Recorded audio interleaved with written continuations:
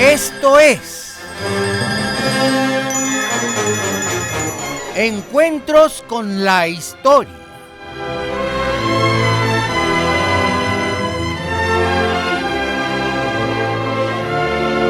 Hoy presentamos el capítulo 11 de la primera temporada de La vida de don José María Morelos y Pavón.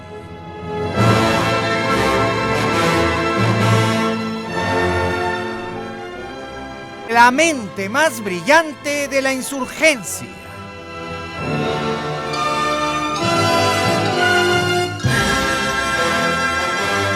El hombre que se llamó a sí mismo el siervo de la nación.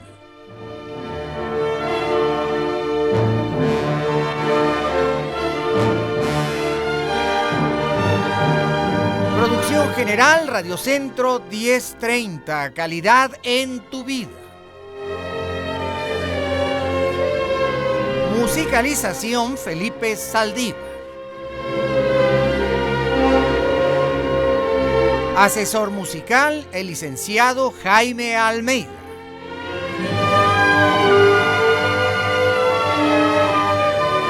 Y todos bajo la dirección de tu amigo el doctor Pepe Cruz, responsable de la narración y del libro histórico.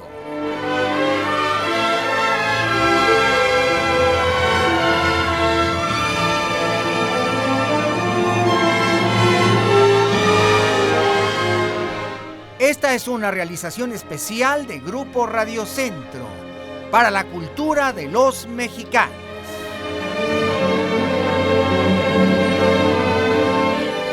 Mexicano, tú puedes conocer mejor tu historia. Haz un esfuerzo serio.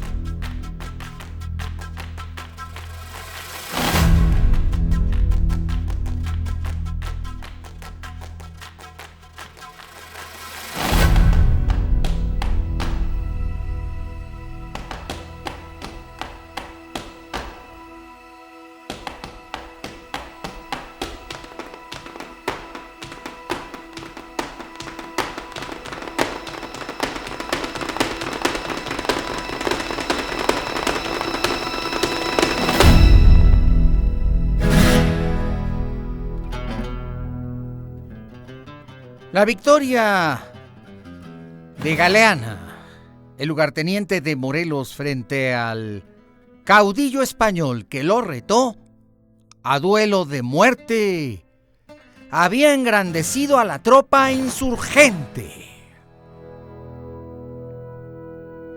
Tal hazaña había estimulado a todos los insurgentes, había elevado la moral, la mente y la conciencia. Así que los realistas decidieron reagruparse y contraatacar.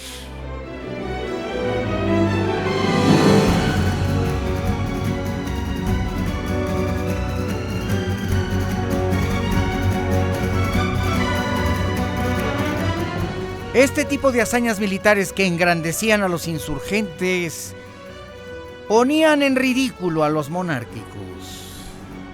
Félix María Calleja, el general en jefe, quiso entonces vengar la muerte de uno de sus mejores oficiales y su compatriota peninsular.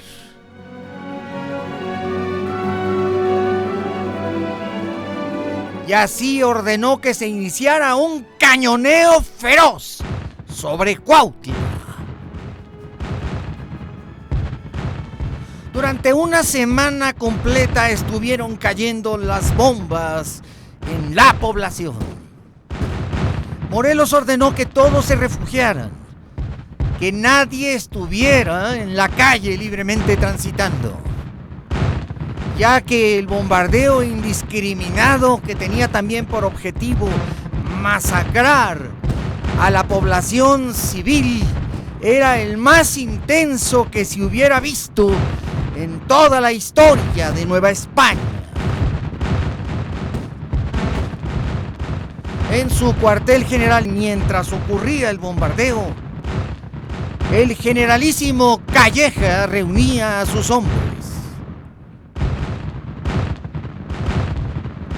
¡Malditas ratas! Señores, los he hecho venir para hacer conciencia de que aniquilaremos a Morelos. 3,000 hombres de refuerzo están llegando. 15 cañones más. Y más de 500 caballos. Toda la fuerza del ejército de su majestad se concentrará en torno a Cuautla. Así es que estas serán mis instrucciones definitivas. Ya que esas ratas se metieron al hoyo ellas solas, no podrán salir de ahí. Estableceremos un cerco absoluto en torno a Cuautla. Por ningún camino, ni vereda, ni ladera podrán escapar los insurgentes, la chusma esa, el tal cura de rancho Morelos.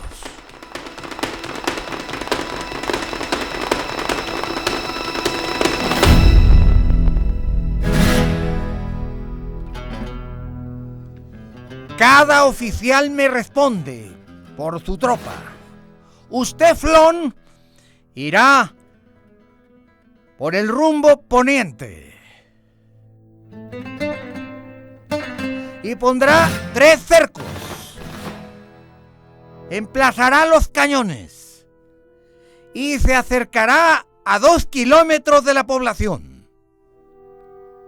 Usted tiene que responderme por la ruta que va hacia Izúcar. No quiero que escape nadie por ahí, ni que reciban ningún tipo de pertrechos. Usted me responde por la ruta oriente.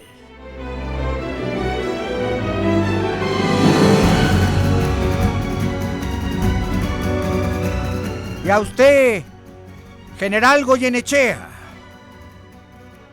usted me responde por la ruta norte, hacia Amecameca. Ahí va a emplazar 15 piezas de artillería y va a apostar 800 de infantería y 400 de caballería.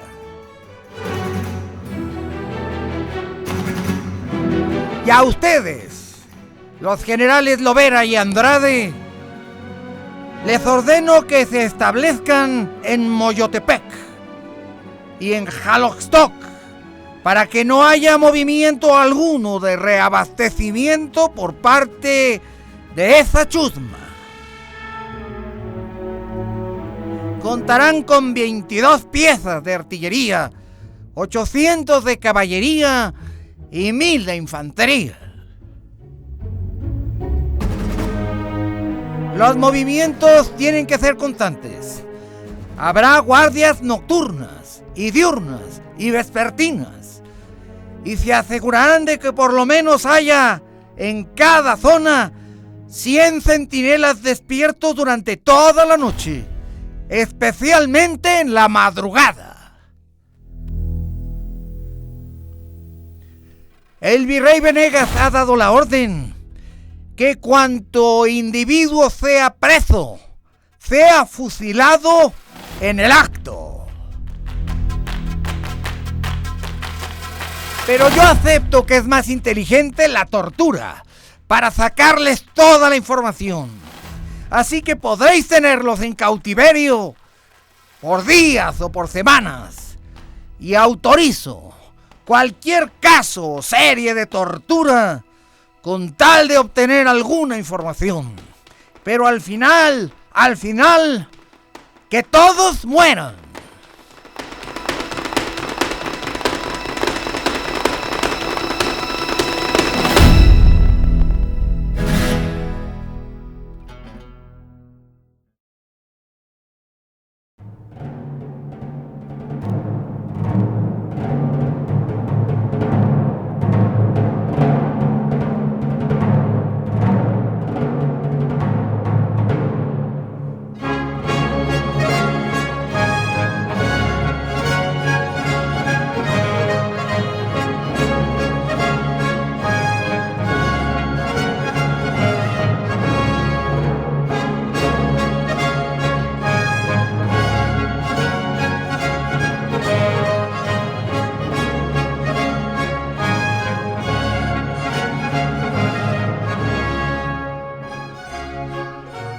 En la Ciudad de México, el virrey Venegas da un festín de celebración.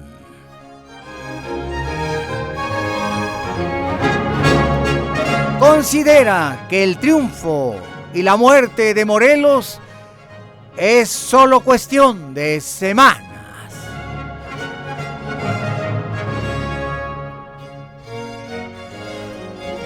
Reúne a toda la corte y les dice: los facinerosos han sido sitiados. En cosa de semanas habrán caído en nuestros puños de hierro.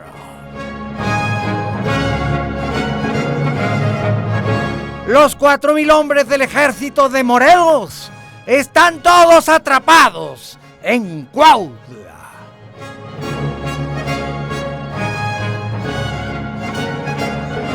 Y el generalísimo Calleja me ha asegurado de que es cosa de tiempo. Así es que brindemos, celebremos por su majestad.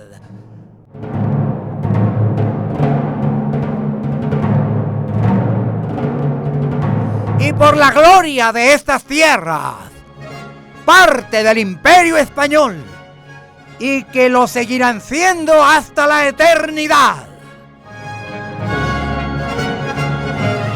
¡Viva su majestad Fernando VII!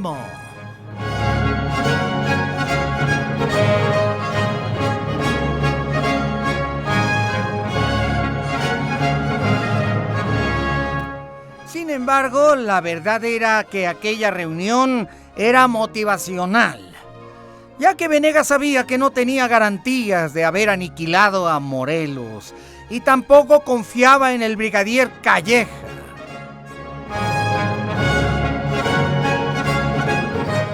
Había una profunda rivalidad entre el virrey Francisco Javier Venegas y Saavedra, marqués de la Reunión de la Nueva España, y su principal hombre de armas, el brigadier Calleja. Venegas era héroe de guerra y había participado en la célebre batalla de Bailén, donde los españoles habían derrotado a los franceses de Napoleón. Y por lo tanto consideraba a Calleja un oficial inferior a él y a sus dotes militares.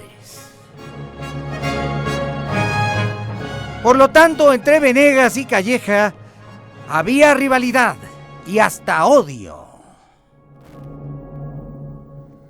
De hecho, Venegas había llegado a la Nueva España y había tomado el cargo unos cuantos días antes de la insurrección de Hidalgo en Dolores.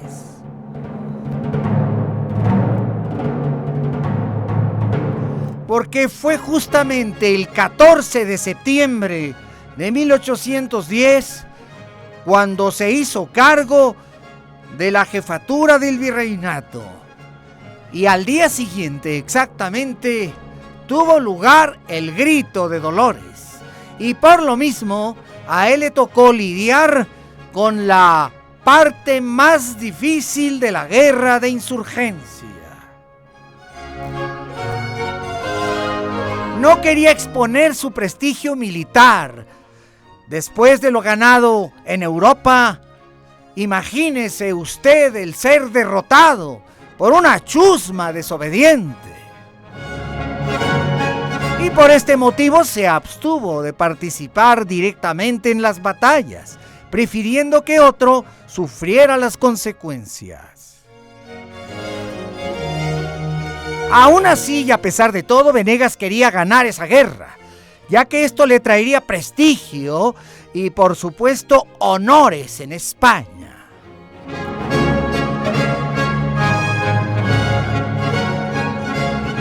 Pero en el fondo Venegas quería perjudicar a Calleja. Así es que esto favorecía a los insurgentes, ya que el virrey no se apresuraba demasiado en cumplir las exigencias que continuamente le hacía don Félix María Calleja del Rey.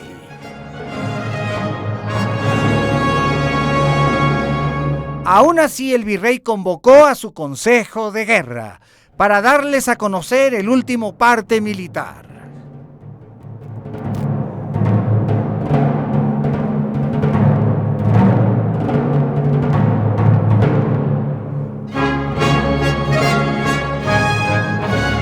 Bueno, Calleja es todo lo que tenemos, pero con las tropas que llegaron de España y los nuevos milicianos que están entrando ahora por Veracruz, podremos triunfar definitivamente en Cuautla, aunque Calleja no sea precisamente nuestro mejor elemento.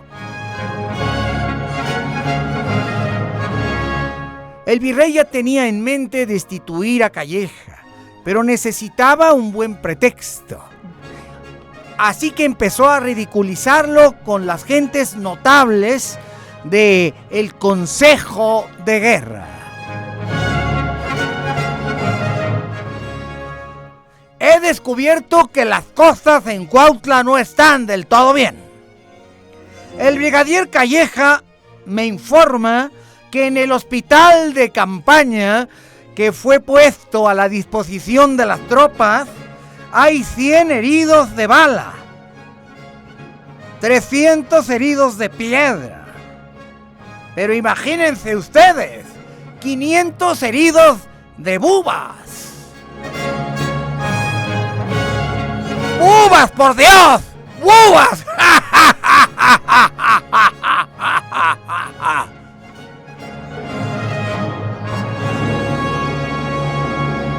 En aquel tiempo se decía de bubas a las enfermedades venéreas. Por lo tanto, el brigadier Calleja presumió que habría cientos de prostitutas haciendo su trabajo con los soldados del rey.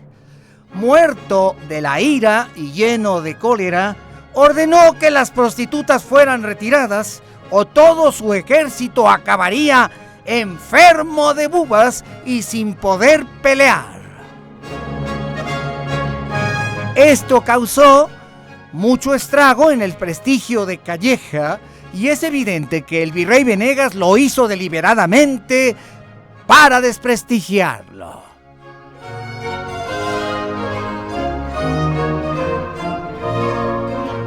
El comandante Márquez fue enviado precisamente a Cuautla para supervisar el asunto de las prostitutas y efectivamente había cientos de ellas.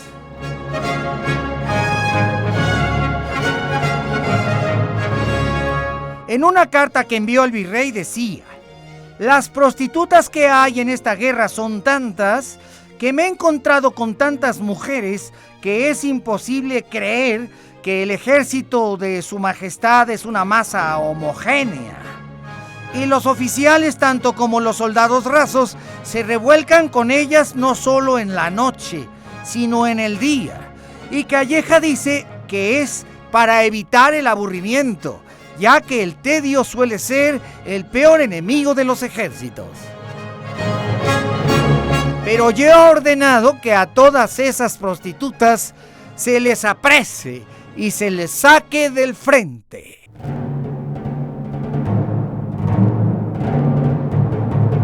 Cuando el virrey tuvo la noticia en sus manos, inmediatamente la dio a conocer a la prensa para que todo mundo se enterara del descrédito de su ejército y de su gran general.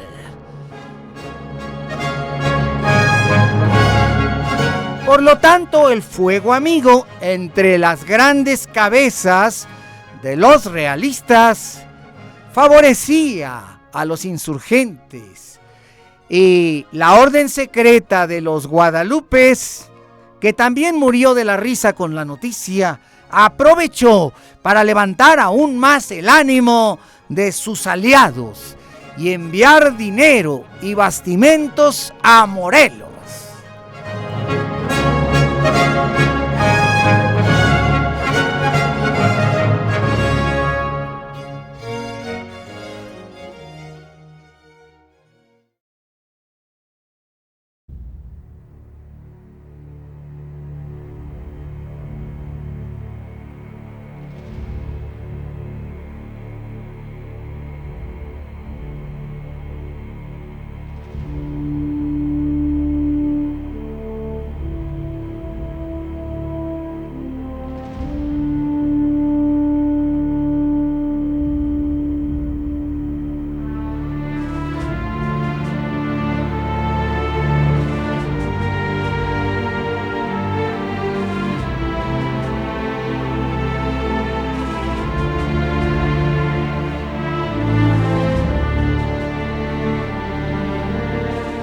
Pero en Cuautla la situación era dramática y el dolor profundo. Había terminado el mes de febrero y ya estábamos en marzo y arreciaban los calores.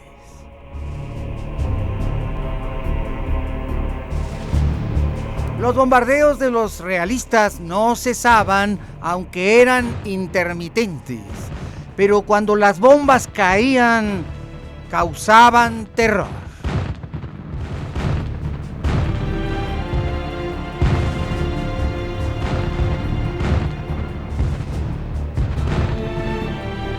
Lo peor de todo es que ya no había qué comer en Cuautla. Se había agotado el maíz, se había agotado el frijol. Y para colmo de males, los realistas habían desviado el arroyo que surtía las fuentes de la ciudad. Muertos de sed y de hambre, muchos insurgentes empezaron a morir de inanición. Ante el temor de lo que pudiera pasar, el generalísimo Morelos hizo reunir a su consejo de guerra.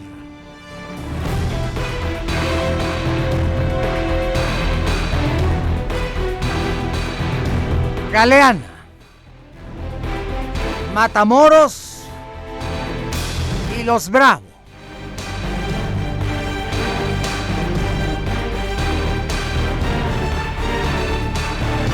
Señor Galeana, ¿cuál es la situación?, dijo Morelos.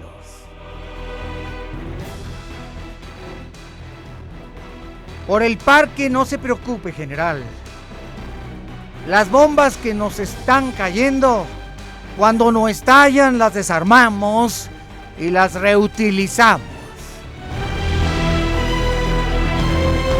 Y estamos haciendo con los casquillos que nos disparan lo mismo cuando esto es posible. A Cuautla no han de entrar. Pero nos cortaron el agua y la situación del agua es casi imposible. Sin agua no podremos resistir.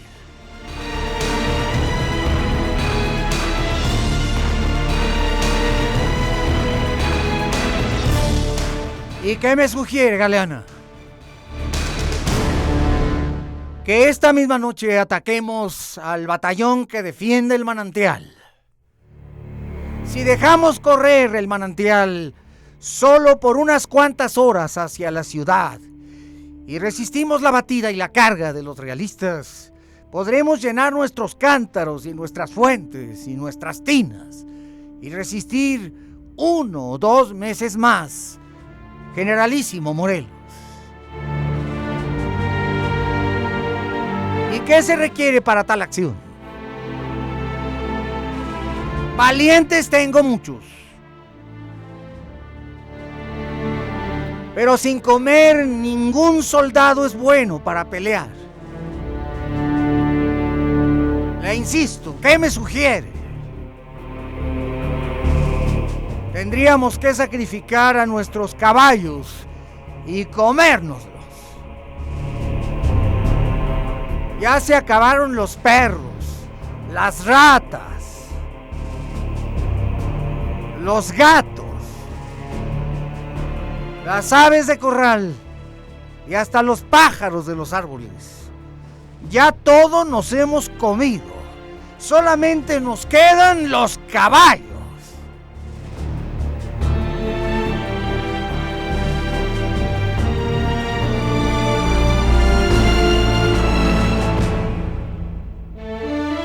Adelante, Hermenegildo. Sacrifíquenlos.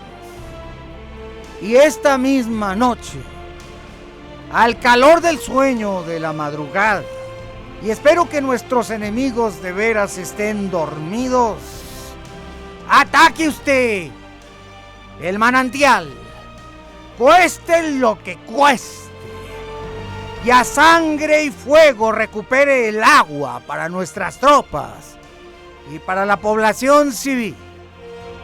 Tiene usted mi autorización.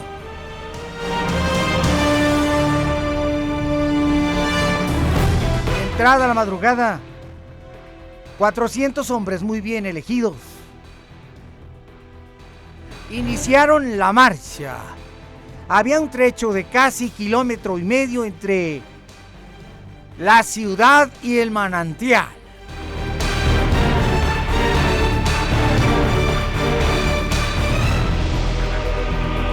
Sigilosamente y en absoluto y total contenimiento, los insurgentes con Galeana y Matamoros al frente avanzaron deslizándose por la tierra como si fueran escorpiones. Podía oírse la serie de sonidos nocturnos, como los grillos y todos los insectos. A una señal todos dispararían, sacarían sus machetes para acabar con el enemigo y tratar de sorprenderlo durmiendo. Y en medio del silencio y el sigilo, estalló el infierno. Fueron sorprendidos los realistas. Los centinelas no estaban en sus puestos. Se habían confiado. Las tropas insurgentes avanzaron a toda velocidad. A muchos los encontraban dormidos y ahí los decapitaban. O los atravesaban de un lanzazo. O con el machete les cortaban un brazo. Aquella repentina y terrible batalla no dio lugar a los enemigos a organizarse. En unos cuantos minutos se hizo una masacre. Los españoles empezaron a bombardear desesperadamente, pero muchos de sus obuses caían directamente sobre la tropa española o realista, causando estragos entre sus propias filas. La oscuridad y la ausencia de luna provocaban todavía más confusión. Había gritos, una orgía de sangre y de horror que estremeció la noche. Calleja fue despertado y ordenó una descarga de caballería. atacaría el lugar. Pero el ataque desordenado lo único que provocó fue que las bombas de sus propios cañones cayeran sobre sus soldados de caballería. El desconcierto era tal y el número de muertos tan grande que no había forma ni siquiera de contabilizarlo. La lucha se prolongó hasta el amanecer y fue hasta que se inició el alumbramiento con los primeros rayos de sol que los realistas se dieron cuenta del desastre, que habían estado disparando contra sus propias tropas.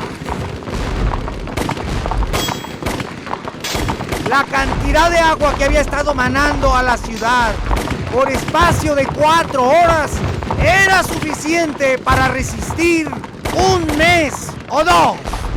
Morelos nuevamente y su mente brillante habían triunfado.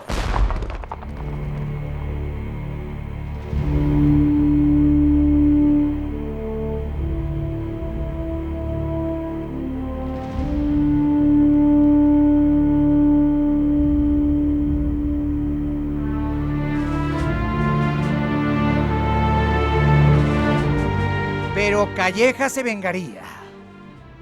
Tomaría a sangre y fuego la ciudad. No le importaba el costo de vidas humanas.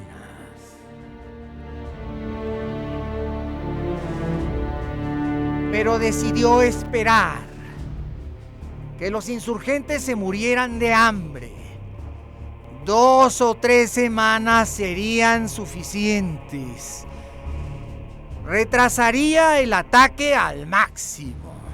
Total, sus hombres tenían todos los lujos, medicamentos, médicos, buen vino y buena comida. Inclusive hasta prostitutas, porque clandestinamente él se las ingeniaba para que los soldados disfrutaran de la compañía femenina, porque según él era algo motivacional, pues eran hombres. Y en el momento preciso y en la situación correcta, mataría a Morelos y aniquilaría a esas ratas, basura humana, como él les llamó.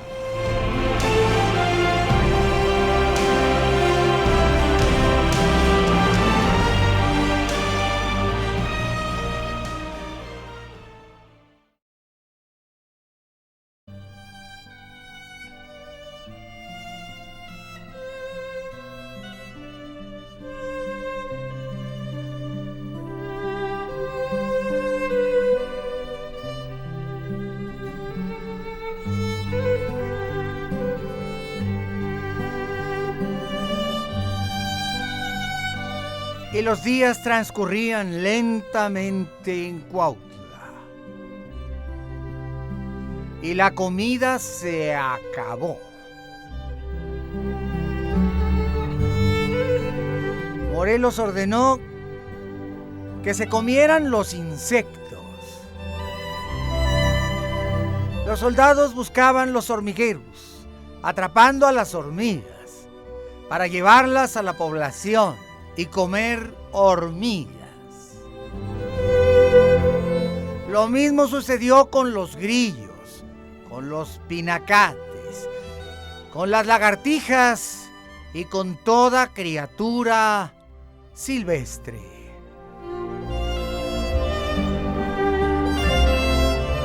Ya no había conejos, ya no había ardillas, ya se habían comido todo. Y los niños empezaron a morir de hambre. Ante la desesperación de Morelos y de su propia ira.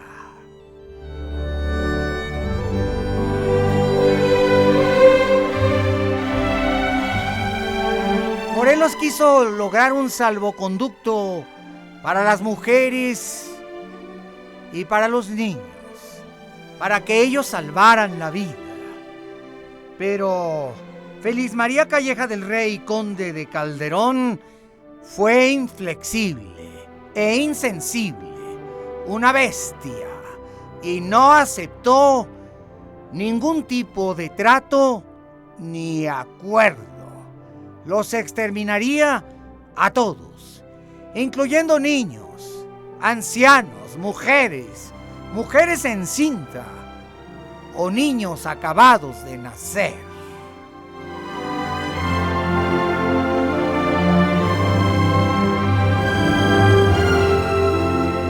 Y por eso la población le dio el mote de Herodes.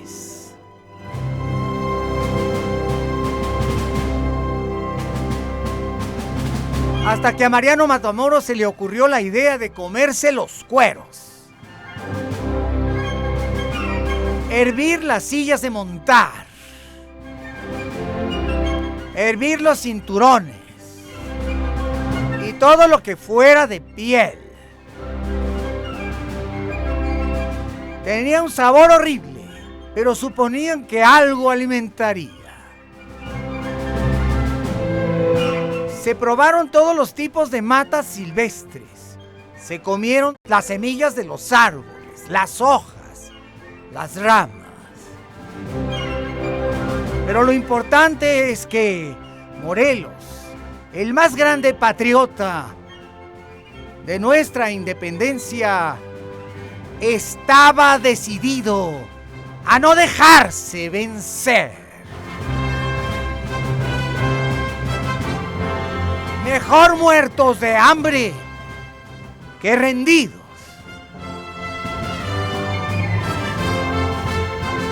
Pero las fuerzas insurgentes se empezaron a debilitar por falta de alimento.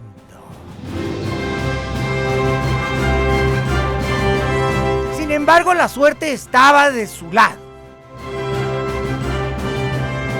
Se habían localizado algunas colmenas.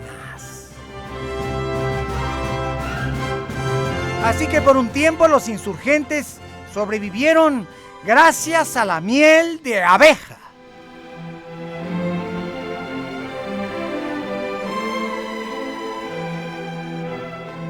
Y ya estaba bien avanzado el mes de marzo. Aquel sitio infernal se estaba prolongando demasiado.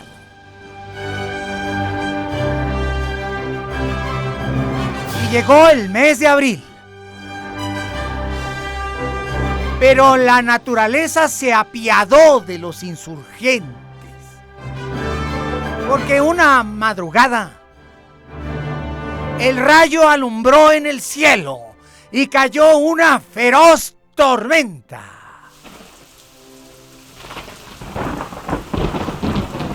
Y el agua que ya se había agotado fluyó como ríos por toda Cuautla. Y se tocaron las campanas a rebato. Era sin duda la Virgen de Guadalupe que había obrado en su protección. Y cuando las lluvias caían, los cerros se cubrían de brotes nuevos. Muy pronto había toda clase de hongos para comer. No cabe duda que Dios estaba del lado de los patriotas. Y entonces José María Morelos ofreció una misa de gracias que Calleja trató de interrumpir a cañonazos. Pero el heroísmo de las filas de insurgentes estaba más que demostrado. Ante la desesperación de Calleja, que no conseguía nada, y la llegada de las primeras lluvias, ahora las condiciones estaban a favor de los revoltosos, ya que ahora tendrían agua y muchos insectos para comer.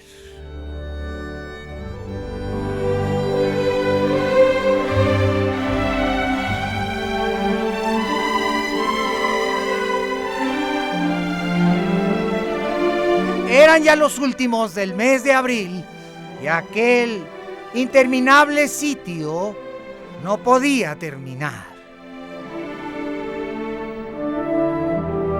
Entonces Calleja reunió a sus oficiales para tomar por asalto la ciudad en 5 frentes. Están demasiado exhaustos. Será fácil aniquilarlos. Están muriendo de hambre.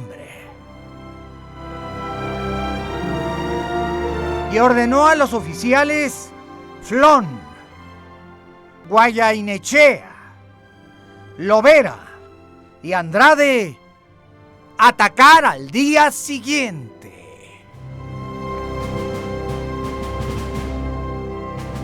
Simularían que el ataque principal vendría del norte, que era lo lógico. Pero la fuerza principal llegaría por el sur. Y así podrían entrar a la ciudad, tratando de engañar a Morelos. Y efectivamente Morelos llevó su principal tropa al norte, dejando en el sur a muy pocos. Pero Morelos, además de su inteligencia, tenía a la divina providencia de su parte.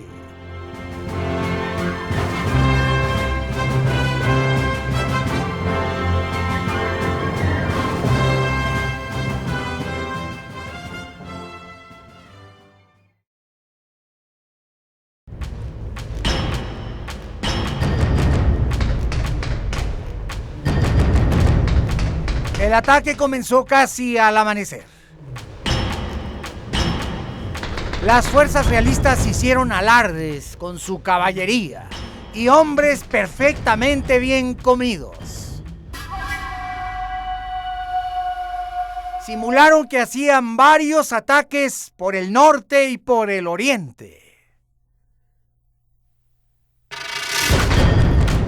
Y comenzó el bombardeo de la ciudad.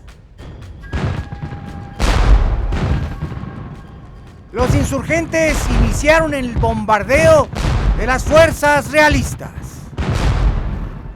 Ambos ejércitos se enfrascaron en un duelo a tiros, pero no entraban en combate cuerpo a cuerpo.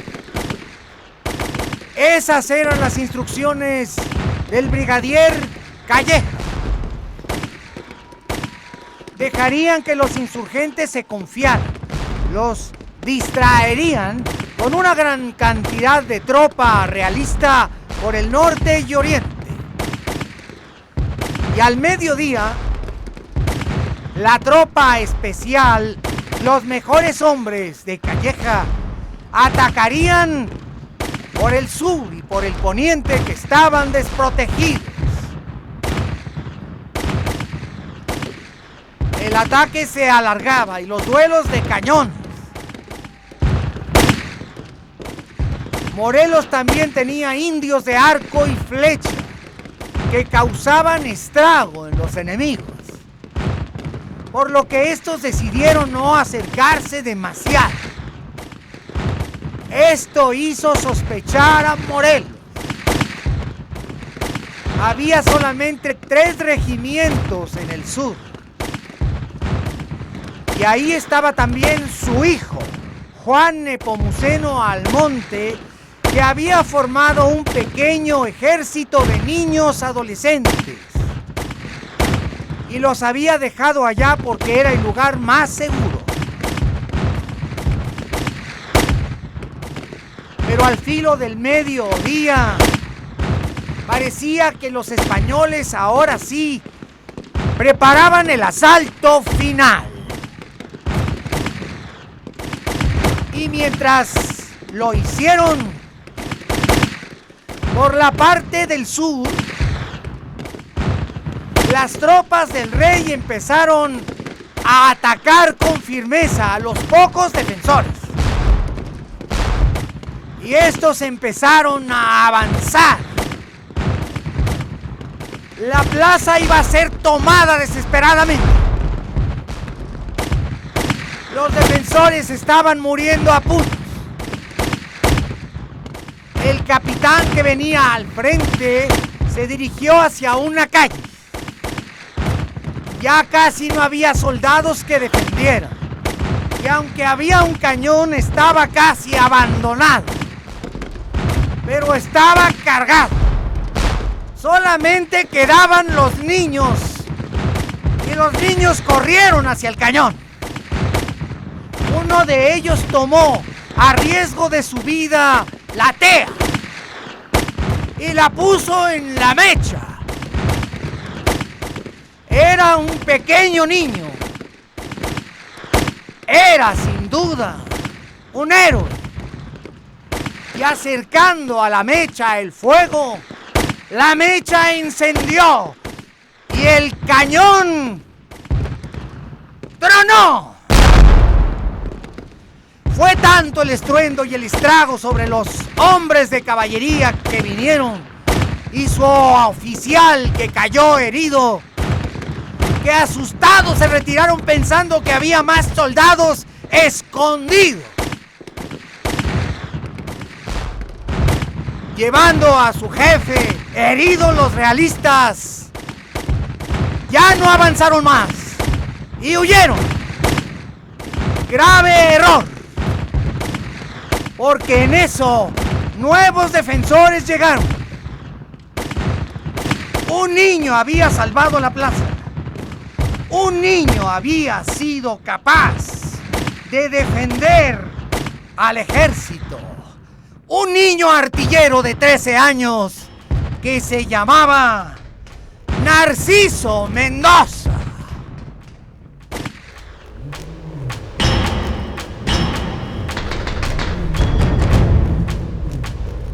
Los realistas quisieron reatacar, pero al ver el hecho, los insurgentes tomaron más bríos. Al ver que un niño había sido capaz de defender la plaza, se llenaron de honor y de gloria y avanzaron sobre la tropa realista de infantería. Era tanta su euforia y su ira y su enojo que los realistas se murieron de miedo, sobre todo cuando en su caballo vieron aparecer a Galeana, que esgrimía su espada, y empezaron a correr y les dieron la espalda. Y Galeana ordenó: mátenlos sin piedad, como los cobardes que son. Mátenlos sin piedad, por sus vidas.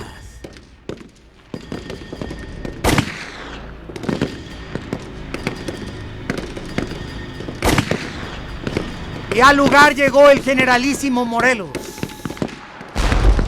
Y mientras los realistas huían y los insurgentes retomaban las posiciones, don José María Morelos, hincado ante el joven, le dijo: soldado,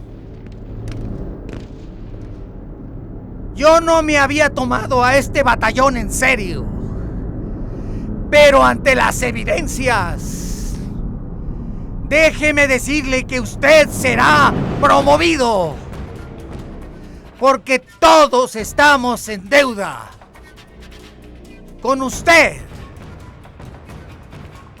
Y todos, quiero que sepa, todos, aquí, con respeto, lo admiramos.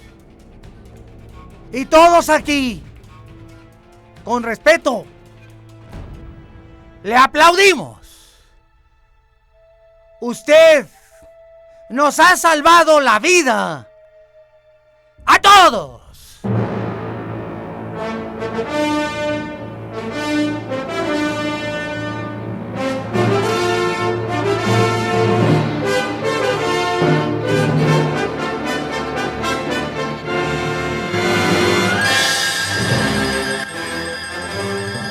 Gracias por haber estado con nosotros.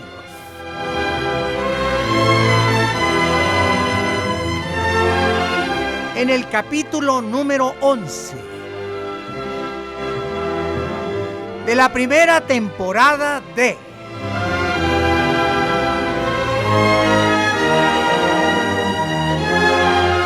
La vida de don José María Morelos y Pavón, la mente más brillante de la insurgencia, el hombre que se llamó a sí mismo el siervo de la nación.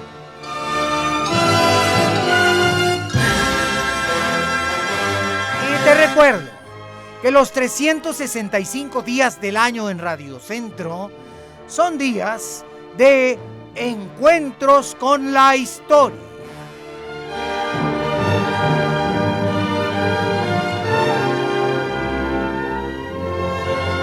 Por tu fina atención, muchas gracias.